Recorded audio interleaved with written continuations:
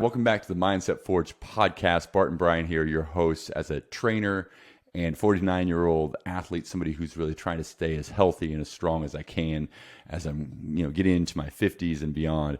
Really want to help you guys listening how to do that yourself, maximize your health, your life, your potential at this age. And so excited today, just a quick podcast, a solo cast episode, going to hit some things. Now, it's interesting. I heard a comment or just a quote that said, you can tell the health of somebody based on whether or not they know the word quinoa, right? So quinoa, obviously a grain, it's got a little bit of extra protein in it versus, rice or other things that were just kind of like starches.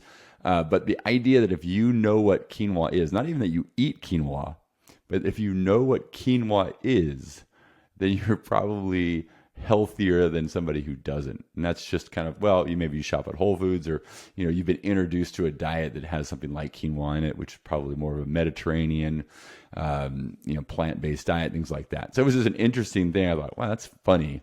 And I thought to myself, there's probably another one. And I came up with some on my own. I said, if you know the word ujai, you're probably going to live longer than somebody who doesn't know the word ujai. And if you don't know the word ujjayi, it's the breath, the breathing style that you use in yoga, where you breathe in through your nose and out your nose with kind of a labored breath. And it sounds like this. And it really engages the muscles around the abdomen, the core, and that kind of stuff. And it's a part of the practice of yoga. And so if you actually know the word ujjayi, and you've learned it in a yoga class, you're probably not just eating well, but really trying to help your body be healthy and flexible and mobile and all the things that are going to allow you to be healthy and strong for a long time. So that's my opinion on that. That's, is what it is. There is no scientific backing on that, but I believe that if you know the word ujjayi, you're probably going to live pretty damn long. Okay, so let's talk about this week, what's going on, what the topic is. Main topic I want to really just discuss this week is fitness fatigue. And you know what? If you started a program and think back to maybe something you've started, you got excited about, you went all in, you started training, working out, eating better, maybe even like looking at your sleep and getting more of it. Usually about 4 to 6 weeks in, little life situations happen. You get sick, maybe your allergies flare up. There's a vacation in there somewhere, and it just, the sparkle of the program, the sparkle of the newness of everything starts to fade, and the challenges of everyday life kind of show up, and it's insidious. It kind of seeps in, and it makes it very hard for people to that's that kind of obstacle. And I think it's really your first big obstacle is getting through that. And sometimes it's life stuff, family, illness, things like, there's a whole boatload of reasons that could affect this situation, and maybe the situation you're in. Everyone's different, but like I just find this a lot with clients, right? And and again, it's not their fault. It's not. It just happens. It seems to be. And sometimes just like, hey, the first time, like your weekly schedule kind of changes. Okay, it's spring break, which just happened. Perfect example. You take off on a week trip with your family, you come back, you find it hard to kind of get back in the groove, or you have a little injury, something that like flares up, low back, gets a little tight.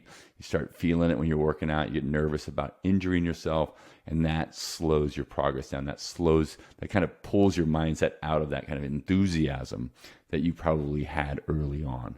And so one of the things that I want you to start getting good at is the word good, right? And you may have seen Jocko's kind of legendary episode in his podcast or motivational speech where he says, shit goes wrong in the military, good. And he starts talking about leadership and just how do you think about the challenges that come up, the unforeseen complications, obstacles, things like that, and just the ability to say good and almost lean into those struggles, because those are actually the things that are going to make you and keep you healthy and fit. It is easy if you didn't have work, and if you didn't have kids, and if you didn't have a busy full life. It would be easier to just take time, go to the gym. I'll just spend 2 hours at the gym. I'll even eat at the gym. Maybe I'll get my hair cut while I'm there. I'll go down and get a massage, come back home, chill out, do a little this and that. Like, if we had unlimited time, it would be so much easier to focus in and do the things. Now, that doesn't mean that people who have a lot of time actually spend it doing good, the healthy stuff. But the point is, we're trying to get healthy within a small window of time during the day. It might be an hour in the morning to work out. Might be just, we're trying to go to the gym right at lunchtime, catch a workout, go for a run, those types of things. Get our meals in, kind of intermix between all the other busy stuff of the day, right? And so that makes it challenging. And those rituals and those habits that that we're kind of used to, they can get thrown off because of family, because of anything. The cold comes through the house, your son brings home a runny nose, and all of a sudden you're coughing, for 2 weeks with some like stupid cold that just won't seem to go away. And that just makes it harder to kind of stay engaged in the thing that you're trying to kind of build momentum on. And what I want you to really look at is when those things happen, instead of being like, God, I wish I just had, I wish this wasn't happening to me. Like, it's just saying good. Saying good. And understanding that, like, there are plenty of people out here who, amidst all the chaos of their own life and their family and all that kind of stuff, still go to the gym and still get their workout in and never make an excuse for that. And you want to be that person. And so somebody that does that always finds a way to prioritize their exercise, because they know it's such an integral part of their self-care and their health, and that makes them better and stronger and mentally tougher at doing all the other things. And so if you can get good at saying good, right, when stuff comes up, not because you want that stuff up, and heaven forbid, if it's a bad thing that's come up, your kid's sick, family member's got something going on, like that's terrible, right? But we also have to realize that, like, the obstacle presents an opportunity. And this is mindset, right? It's an obstacle, there's a challenge, it's frustrating as hell, all these things are happening, whatever, but you're saying, you know what? How can I get through this? How can I say good when it matters and figure out a way to go, whether it's get to the gym, whether it's just get out and for a walk, get my 10,000 steps, or just, find something you can do. Shoot, there's YouTube workouts. There's no reason to think like everything, somebody told me, like, what if I don't have an hour?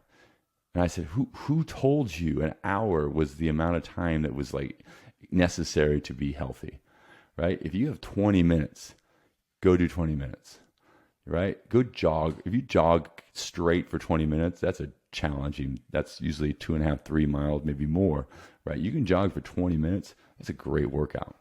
You can do HIIT training in your house with a YouTube video for 20 minutes. I guarantee you're feeling it, right? 20 minutes.